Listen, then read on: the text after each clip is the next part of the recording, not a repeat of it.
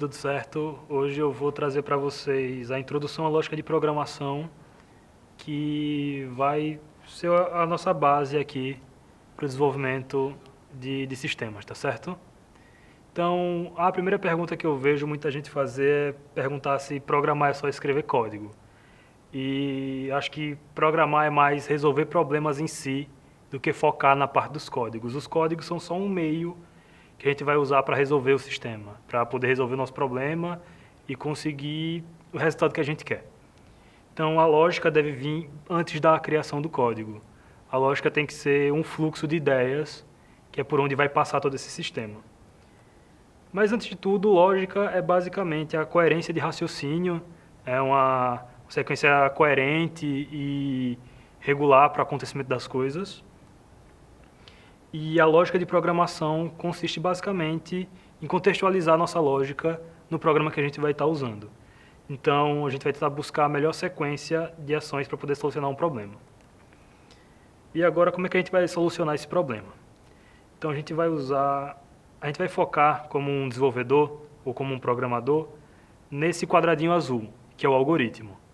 Então, a gente vai receber um dado, uma informação que vai ser a nossa entrada. A gente vai trabalhar ela através do algoritmo e vai devolver uma saída para o usuário. Mas primeiro eu vou trazer o conceito do algoritmo para vocês. Então, basicamente, um algoritmo é uma estrutura de passos que vai resolver um problema. Então, por exemplo, eu fiz aqui uma estrutura de passos que é bem do seu dia a dia, que é de escovar os dentes. Então, eu defini bem no começo e bem no final onde ele inicia e onde ele acaba. Então, o algoritmo ele tem um início e um fim muito bem determinado. E ele tem, basicamente, um passo a passo bem descritivo de como ele vai funcionar. Então, primeiro a gente tem, fui ao banheiro, peguei a escova, peguei a pasta de dente, abri a pasta, apertei a pasta, despejei a pasta sobre a escova, fechei a pasta de dente, escovei os dentes, enxaguei a boca, lavei a escova, guardei a pasta, fim do programa. Ou seja, fim de escovar os dentes. Então, é todo o processo, a gente vai tentar quebrar ao máximo o passo a passo desse processo que a gente vai trabalhar. Tá certo?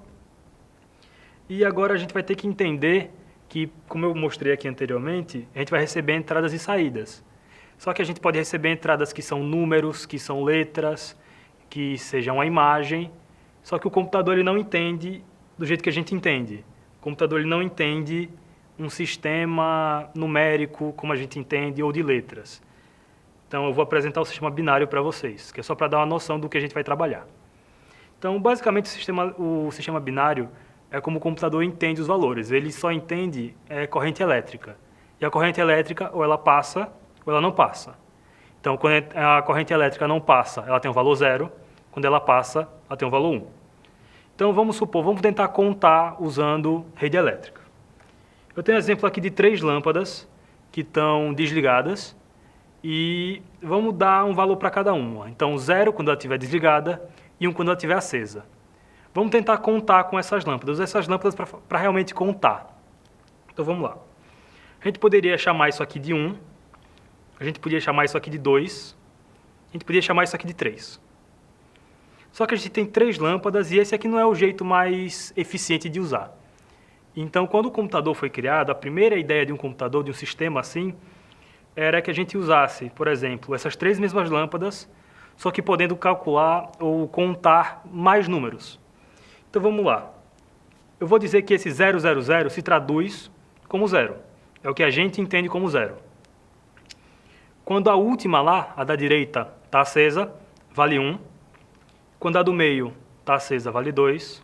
Quando a da esquerda, as duas do meio e da direita estão acesas, vale 3. Quando só a da esquerda está acesa, vale 4. A da esquerda e a da direita está acesa, vale 5. A da esquerda e a do meio valem 6. E as 3 acesas valem 7.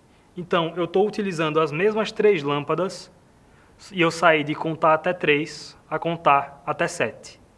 E esse valor só vai escalar com mais lâmpadas a gente tiver ou quantos mais sistemas que passam ou não passam energia a gente tiver. Então, é assim que o computador entende. Então, um número para o computador é uma série de, entre aspas, lâmpadas que ele tem acesa ou não, e o número é a mesma coisa. O número não, a letra é a mesma coisa, a palavra é só a mesma coisa.